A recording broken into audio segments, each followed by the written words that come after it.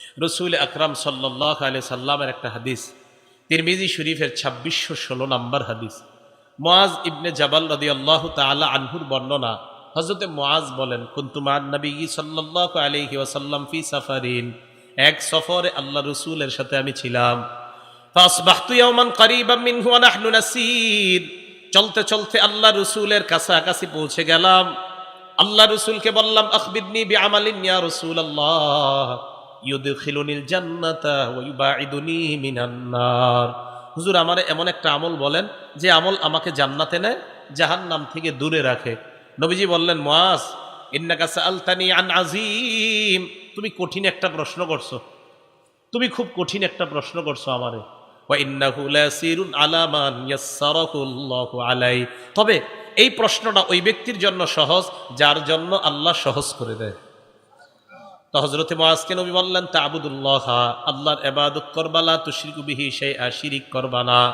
2 number তুকিমুস সালাহ, নামাজ কায়েম করবা। 3 নাম্বার তুতিজ যাকাত, যাকাত আদায় করবা। 4 নাম্বার তাসুমু রমাদান, রমজান মাসের রোজা রাখবা। 5 নাম্বার তাহুজ্জুল বাইতা, হজ করবা। এই কথা বলার পর আল্লাহ নবী কয়, মুআজ আলা আদুল্লুকা আলা আবওয়াবিল খাইর, আমি কি তোমাকে কল্যাণের দরজা সমূহের কথা বলবো না? হযরতে মুআজ বলেন, জি হুজুর বলেন। নবী বললেন, কল্যাণের দরজা হলো 3টা। আস-সাওমু জুন্নাহ, 1 নাম্বার কল্যাণের দরজার নাম হলো রোজা রাখা। 2 নাম্বার আস-সাদাকাতু তুতফিউল খাতিআ কামা ইউতফিউল মাউন নার, সদকা এমন ভাবে গুনাহকে মিটায় দেয় যেমন ভাবে আগুন পানিকে নিভায়া দেয়। 3 নাম্বার ওয়া সালাতুর রাজুলি মিন জাওফিল লাইল, রাতের বেলায় তাহাজ্জুদের নামাজ পড়া। কি পড়া?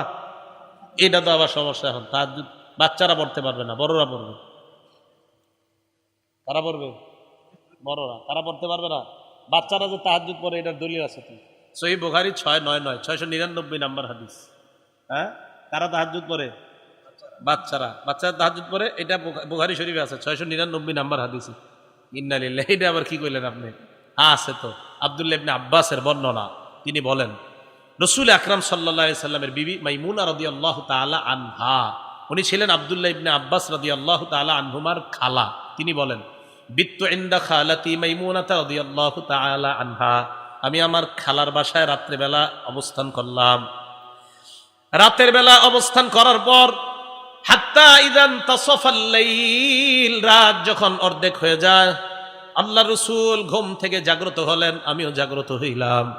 জাগ্রত হওয়ার পর রসুলের দিকে তাকাইলাম, তাকায় দেখলাম ফা আল্লাহ রসুল কামা ইলা শান্নিন মুআল্লাকা, এটা হলো সহিহ বুখারীর 699 নাম্বার হাদিসে। আবার আসতেছি, এই জায়গায় রাখেন, আরেকটা হাদিস থেকে ঘুরে এখানে আসি। সহিহ বুখারীর 183 নাম্বার হাদিসে লম্বা করে আছে, আর 699তে আছে সংক্ষেপে। 699তে আছে সহিহ বুখারীর সংক্ষেপে বর্ণনাটা, আর 183তে আছে বিস্তারিত। সেখানে ইবনে আব্বাস বলেন, নবীজি ঘুম থেকে উঠে এমন করছে, ওয়াজআলা ইয়ামসাহুন নাওমা আন ওয়াজহিহি, এইভাবে চোখ থেকে ঘুম ঢলে ঢলে এভাবে মুইসা ঘুম ছড়াইছে। আমি আপনি আজকে থেকে ঘুম থেকে ওইটা এমন করব, ঘুম যাক আর না যাক, আমার নবী করছে তাই আমি করবো, শেষ। এইভাবে এমন করতেন। হ্যাঁ, এটা কিন্তু আবার আশহাদু আন্না মুহাম্মাদুর রাসূলুল্লাহ কইলে এই দলিল না। হ্যাঁ, এটা মাথায় রাখতে হয়। রাসূল সাল্লাল্লাহু আলাইহি সাল্লাম ঘুম থেকে উঠছে, ওঠার পর এরকম করছে। তো এটা করার পর আব্দুল্লাহ ইবনে আব্বাস বলেন, ফাকামা ইলা শান্নিন মুআল্লাকা, ঝুলন্ত মশকের কাছে গেছে, পানি নিছে। তো আব্দুল্লাহ ইবনে আব্বাস বলেন, নবীজি ওযু করলেন। আব্দুল্লাহ ইবনে আব্বাস, শিশু আব্দুল্লাহ ইবনে আব্বাস রাদিয়াল্লাহু তাআলা আনহু বলেন, আমি ওযু করলাম। ওযু করার পর আল্লাহ রাসূল নামাজে দাঁড়াইলেন। আব্দুল্লাহ ইবনে আব্বাস বলেন, কুমতু আন ইয়াসারিহি, আমি নবীর বাম পাশে দাঁড়াইলাম। ফাখাযা বিরাসি, নবী আমার মাথা ধরলেন। ধরার পর আকাবানি আন ইয়ামিনিহি, আল্লাহ নবী আমারে তার ডান পাশে দাঁড় করায়া দেয়। এখন আপনাদের প্রশ্ন, হুজুর আব্দুল্লাহ ইবনে আব্বাস যে যখন তখন শিশু ছিল, এটার কি দলিল? এই হাদিসে তো লেখা নাই উনি শিশু ছিল। আসলে লেখা নাই উনি যে শিশু ছিল, এই হাদিসে লেখা নাই। কিন্তু উনি যে শিশু ছিল, এটার দলিল কি? এটার একটা দলিল আছে। মুসনাদ আহমদ হাদিস নাম্বার 3437 নাম্বার হাদিস। আব্দুল্লাহ ইবনে আব্বাস বলেন, আমি আল্লাহ রাসূলের সাথে দাঁড়াইলাম নামাজে। ওয়া আনা ইয়াউমা ইযিন ইবনু 10 সিনিন, তখন আমার বয়স ছিল 10 বছর। কয় বছর? 10 বছর। তাহলে তাহাজ্জুদের দলিল পাওয়া গেল। কি বলেন? এখন যদি কোনো শিশুরে কোনো হুজুরে একটু উঠায়া বলে, তাহাজ্জুদ পড়ো, আল্লাহর কাছে বলো, তুমি 2 পৃষ্ঠা সবক দিতে পারো, আল্লাহরে বলো যেন 4 পৃষ্ঠা দিতে পারো, এটা যদি কোনো শিশুরে শিখায়, এটা কি ভালো না খারাপ? বলেন, ভালো না খারাপ? এখন রাতের বেলা শিশুরে উঠে আল্লাহর কাছে কেন, এমন প্রশ্ন আপনার হুজুর, দোয়া কি অন্য সময় করা যায় না, রাতেই করতে হবে কেন? কত প্রশ্ন মানুষের। এটার দলিল আবার বুখারী শরীফে আছে, ওই সময় কেন বেশি করবেন? আল্লাহ পাক রব্বুল আলামিন সহিহ বুখারী 1145 এবং আরো অন্যান্য হাদিসের মধ্যে আসছে, ইয়ানজিলু রাব্বুনা তাবারাকা ওয়া তাআলা ইলাস সামাঈদ দুনিয়া, আল্লাহ পাক রব্বুল আলামিন প্রত্যেক রাতে প্রথম আসমানে আসে। সুবহানাল্লাহ। প্রথম আসমানে কখন আসে? কয় হিনা ইয়াবকা সুলুসুল লাইলিল আখির, রাতের শেষ তৃতীয় অংশে আল্লাহ পাক রব্বুল আলামিন প্রথম আসমানে আসে। এই জন্য তো বাচ্চাগুলাকে ওই সময় জাগ্রত করে দেওয়া হয়। আল্লাহ পাক কেন আসে প্রথম আসমানে? আয়েশা কয় মাইয়াদউনি, এই কে আছো, আমারে ডাকো। ফাস্তাজিবা লা, আমার ওয়াদা আমি তোমার ডাকে সাড়া দিব, ডাকো। ওয়া মাইয়াসআলুনি ফাউতিয়া, কে আছো আমার কাছে চাও আমি তোমাকে দান করব। ওয়া মাইয়াস্তাগফিরুনি ফাআগফির লা, আমার কাছে কে আছো ক্ষমা চাইবা আমি ক্ষমা করে দিব। তাহলে আল্লাহ ওই সময় দেওয়ার জন্য তৈরি থাকেন। এখন আমরা নেওয়ার জন্য তৈরি থাকা দরকার আছে কিনা? তো এই জন্য আমাদের বাচ্চাগুলারে ওই সময় অভ্যাস করানো হয় যে তখন থেকে আল্লাহর কাছে চেয়ে নাও। গরমকালে 10টা থেকে 3টা 3:30 ঘুমায় 5 ঘন্টা, আর সকালে 9টা থেকে 12টা 3 ঘন্টা, 5 আর 3 কত ঘন্টা হয়? 8 ঘন্টা। ডাক্তারে জিজ্ঞাসা করেন, ডাক্তার বলবে 8 ঘন্টা এনাফ ঘুমের জন্য, স্বাস্থ্য ঠিক রাখার জন্য। শীতকালে সেই ঘুমটা আরো 9 থেকে 10 ঘন্টা হয়। তাহলে সমস্যাটা কোথায় সেটা বলেন। রাসূল আকরাম সাল্লাল্লাহু আলাইহি ওয়াসাল্লাম হাদিসের মাধ্যমে, মানে একটা কথা মাইকে বইলা দিবেন, আর যদি মনে করেন এটার বিপক্ষে দলিল নাই, এই যুগ শেষ হয়ে গেছে।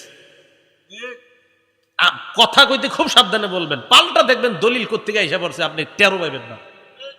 হ্যাঁ, এই জন্য উলামায়ে কেরাম, এখন মাশাআল্লাহ উলামায়ে কেরাম আপনার সাধারণত এই জায়গায় আসতো না আগে, আমাদের মুরব্বীরাও বেশি মাইকের সামনে আসা পছন্দ করতো। এখন আমার উস্তাদরাই আমারে ঠেললে এখানে পাঠায়, যা যা যা যা এখানে যা। আমি কিন্তু এই জায়গার মানুষ না। এই যে আমার বড় ভাইয়ের বন্ধু, উনিও জানে আমি এই লাইনের লোক না। আমি মূলত পড়াশোনা করা, মাদ্রাসায় পড়ানো, ওই দিকে আমার অভিজ্ঞতা বেশি। ইব্রাহিম ভাইয়ারাও জানে, ওইটা আমি উপভোগ করি বেশি, এটা কিন্তু আমি বেশি উপভোগ করি না।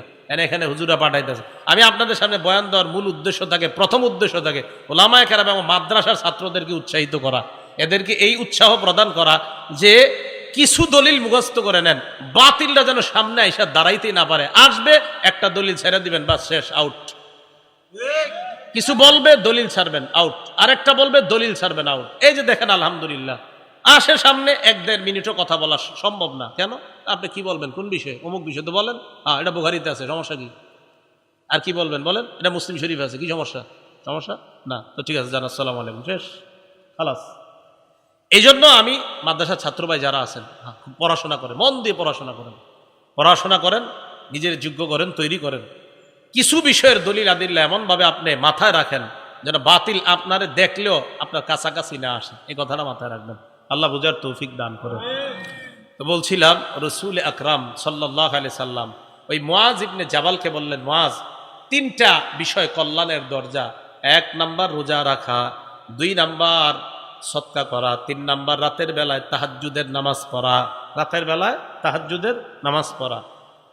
এবার আল্লাহ রাসূল হযরত মুআজকে বলেন, মুআজ আলা উখবিরুকা বিরাসিল আমরি কুল্লিহি ওয়া আমুদিহি ওয়া যারওয়াতি সানামি, আমি কি তোমাকে প্রত্যেকটা বিষয়ের মূল সম্পর্কে বলবো না, খুঁটি সম্পর্কে বলবো না, প্রত্যেকটা বিষয়ের সর্বোচ্চ চূড়া সম্পর্কে বলবো না? কয় হুজুর বলেন।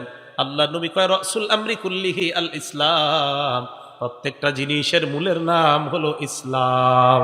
তাহলে প্রত্যেকটা জিনিসের মূলের নাম কি? ইসলাম। আমুদুহু আস-সালাহ, প্রত্যেকটা জিনিসের খুঁটির নাম হলো নামাজ। ওয়া যারওয়াতু সানামিহি আল জিহাদ, প্রত্যেকটা জিনিসের সর্বোচ্চ চূড়ার নাম হলো আল্লাহর রাস্তায় জিহাদ করা। তাহলে মূলের নাম ইসলাম, খুঁটির নাম নামাজ, আর সর্বোচ্চ চূড়ার নাম আল্লাহর রাস্তায় জিহাদ করা। বলেন, সর্বোচ্চ চূড়ার নাম আল্লাহর রাস্তায় জিহাদ করা। এখন ওয়াজ করার পরে মুআজরে কয়, মুআজ আসল কথাটাই দিয়ে তোমার এখনো কই নেই। হুজুর মানে কি? নামাজের কথা কইলেন, যাকাত, হজ, রোজা, কল্যাণের দরজা, প্রত্যেক জিনিসের মূল, খুঁটি, স্তম্ভ সব বলছেন, এখনো শেষ না? না, আসল একটা বাকি আছে। এটা ঠিক তো উপরের সব ইবাদত ঠিক। হুজুর এটা কি? ফাখাযা বিলিসানিহি, নবী তার জিহ্বা মুবারক ধরলেন, ধরার পর বললেন, কুফা কুফা আলাইকা হাযা, মুআজ এটা নিয়ন্ত্রণ করবা, তাহলে সব ঠিক থাকবে। এটা যদি অনিয়ন্ত্রিত হয়ে যায়, তোমার এই জবান তোমাকে জাহান্নামী বানায় দিতে পারে। বলেন নাউযুবিল্লাহ। মুআজ ইবনে জাবাল বললেন, ইয়া রাসূলুল্লাহ ইন্না লামুআখাযুনা বিমা নাতাকাল্লাম, কথা বলার কারণেও কি আমাদেরকে পাকড়াও করা হবে? আল্লাহ রাসূল সাল্লাল্লাহু আলাইহি ওয়াসাল্লাম জবাব দিলেন, হাল ইয়াকুব্বুন নাস ফিন-নারি আলা ওয়ুজুহিহিম আও আলা মানাখিরিহিম ইল্লা হাসাইদু আলসিনাতিহিম। বেশিরভাগ মানুষ জাহান্নামের মধ্যে শুধুমাত্র এই মুখের কারণেই যাবে, বলেন নাউজুবিল্লাহ। তাহলে এই মুখের আমানত হলো সত্য কথা বলা, খেয়ানত হলো মিথ্যা কথা বলা।